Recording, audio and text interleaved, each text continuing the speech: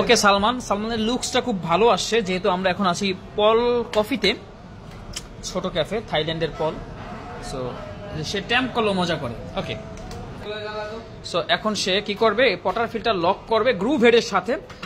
সালমান কিন্তু একদম চমৎকার মানের বারিস্তা, আমরা সেটা জানি অলরেডি, সো আমরা সেটাই দেখছি আর কি মজা করে।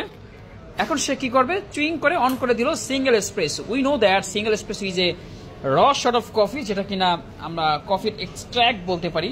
সো আমরা মূলত এখানে এসেছি কফি মেশিনে টুকটাক কিছু সেটিং নিয়ে কাজ করব।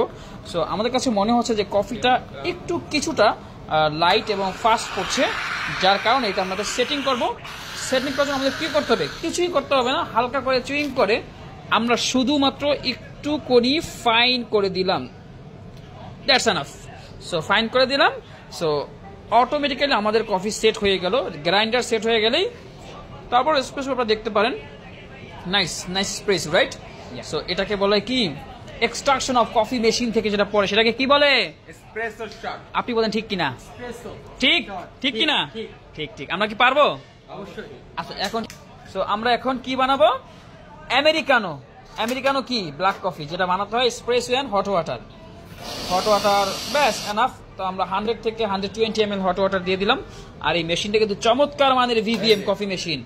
আর আপনারা যারা কফি প্রশিক্ষণ বারিস্তা ট্রেনিং নিতে চান, আমাদের সাথে অবশ্যই যোগাযোগ করবেন আশা করছি। Thank you so much for guys watching this video. Hope to কি আর পারি না, থ্যাংক ইউ।